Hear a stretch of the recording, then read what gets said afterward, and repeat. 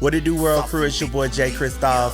I had to take the day off, y'all. I had to do some behind the scenes stuff, had to get my head together. The system at work was going crazy. Baby, it was just a lot. Nevertheless, welcome to episode 2. The world is learning to speak up. Everybody's got a mic now. Everybody's got a platform. Everybody has an opinion. Yet people still feel unheard. So like, what's really going on? Because there's roughly over 5 billion people on social media. We get exposed to thousands of types of different content in a day. Yet over 60+% of people say they feel like that their voices don't matter in society. That's a fact. It's like everybody has a mic, but nobody's listening to each other. And one of the things I know, and one of the things I truly feel, to be a good speaker, you have to be a good listener. You cannot be a good speaker and not be a good listener. Let that sink in. And I had to learn that myself because I love to talk. Yep. I'm a Capricorn. I love to talk. And if I feel comfortable, oh baby, you cannot shut me up. Hence this platform. And I'm a 90s baby, so it was very much that era, children are to be seen, not heard type of thing, even though I'm gonna say what I had to say. And I took that punishment, neither here or there. It's now considered a movement. Like, we've had the Me Too movement, we had Black Lives Matter, and it's been reported that 15 to 26 million people have participated in these protests, the most in American history. That's a huge thing. But where speaking up used to be dangerous, but now it's expected, just because it's louder doesn't mean that it's deeper. Comment your answer below on that, because I really want to know, what were your, like, we have a lot of loud voices that people like, yeah, and girl, no, you gotta do it. And then they just log off and they go and just scroll and do nothing. They don't actually go and empower themselves with the same empower they tried to give you. And I know people say, well, at least they gave it to the public. That's BS. It's fake empowerment. It's fake progress within yourself. And since I did bring up old school, I want to go ahead and give a little comparison in case I got some old school following me. I don't want no problems. No, I'm just playing. Anyway, the older generation was more on keep your head down, survivor over expression, and don't rock the boat. Whereas this new generation is say what you feel, which sometimes is crazy, stand on your truth, and expression over reputation. Baby, it's very much, I don't care what you think about me. If I feel like you pissed me off and I want to snatch your wig off, and I don't care if your baby's standing right there and we in this grocery store, guess what? It's happening. It's happening. It already happened. And that's where we need to slow down at as well. Because expression, let's take something back from the old school, because we really do need to learn from our past. And one thing I don't like about this new generation is they feel like they have it all figured out and they don't need the information that came before. My generation, I leaned on the information from my mothers and my grandmothers and, you know, my uncles and just anybody in my family that was really older than me that was already doing what I'm trying to do. But now it's more, I'm gonna do it. And when I fail and I completely fail, then I'll come to you for help. And it's like, wow, I could have really, had that advice. I have a lot of young people around me. I love the youth. If you know anything about me, I volunteer with the youth. So I'm all about kids advocating for themselves, speaking up about things, especially your goals, your passions. Don't let your parents tell you, well, you gotta go be a teacher when you're already an amazing painter at 8 years old. Like, baby, or you're an amazing ballet dancer, whatever it is. Lean into your talents. Don't let nobody tell you about that. But back to the point of taking things from the old school, it's a time and a place for everything. Bro, just because you feel it, don't mean you have to say it. My mama always told me, you don't have to say everything that come to your mind.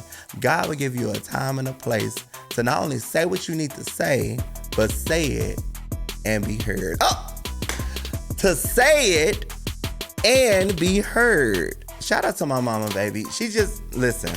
But wait though, I did read a study in 2023 that said 1 in 3 people are afraid to share their true opinions online due to being afraid of backlash or like cancel culture. But my thing with that is, so are we actually freer or are we now performing freedom? Come on. The Capricorn in me is always outweighing, the scenarios and consequences. So I always think twice before I speak. If I open my mouth, I know what I'm talking about. And my thing is, they tell you to open your mouth and speak up, but they don't tell you that there can be consequences or what happens after people don't like what you had to say. I run the risk of that on this page. I don't care. I created this space because I was done. Every other page has to be tailored in a certain way. This page is my page. It's a page I'm lending to y'all through me. It's our stuff, and I'm running it. And I got some shit on my chest that I want to get off, and so that's what I'm gonna do. Now, my last little caveat on this is one that kind of irritates me, but also is kind of deep to me because I understand it. 70% of employees do not speak up about the concerns that they have at work. And I get it. Don't jump down my throat. I get it because fear still dominates. I mean, the consequences of losing a job, especially in this economy, yeah, baby, I get it. But I'm also just not that type of employee. I've always had this thing, and it could be the entrepreneur in me, but I'm here to offer a service. You're paying me for the service. 9 times out of 10, this ain't even your company.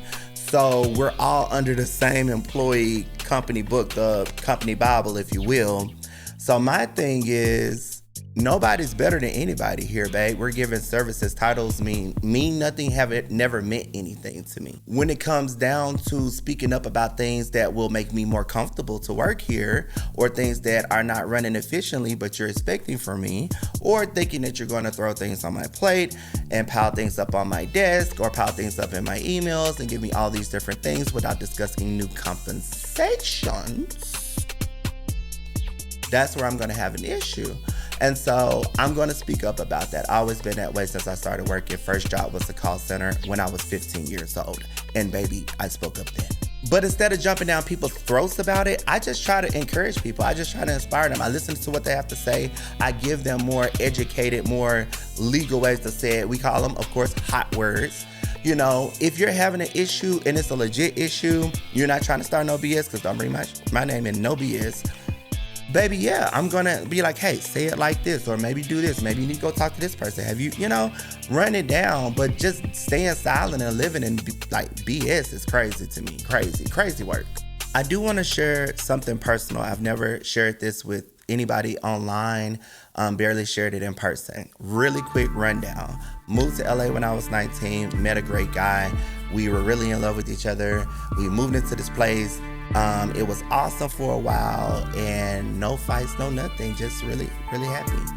However, one day he did not come home. Long story short, we broke up. It was a lot of gaslighting, a lot of manipulation. I was young. However, it wasn't even that got me. This is where speaking up, come on. It wasn't that. The person left me, not for one person, but 2 people. A poly relationship, then gaslit me and said, I didn't leave you. You left me because you didn't join our, weird tribe. And I'm not calling, I'm not judging nobody for being poly, but it's not my thing. I'm a very monogamous person. So, no, that wasn't going to work. And I'm a Capricorn. I have to love myself at the end of the day more than I love you. So, I gave him his exit. However, I gave him his exit too smoothly. I should have spoken up and said how I really felt about things. And because I didn't, because I was so young, and it was one of my first real relationships. I mean, I'm from Memphis, Tennessee. Going from Memphis to LA, only been there a few months, in my first apartment out of my mama's house, and in my first real relationship, and living with a person for the first time, it was just a lot. But I lived with that for about 3 years on how I didn't speak up. And it did affect me, and it did affect the way I dealt with people until I dealt with that. So you have to say what's on your mind. If you feel it, we have intuition for a reason. Use that shit. I'm sorry. Use it, because the more you use it, the stronger it will get, and the less people gonna be able to play with you, babe. May mean you gonna have one friend and one cousin, but you'll also have a level of peace out of this world. So in the comment sections, I just want you to tell me one thing. What's one thing that you've been holding in that you know you need to say? Put it in the comment section, and I'm gonna reply back. Also, share the page, like the page if you haven't liked it. Do your thing. Peace.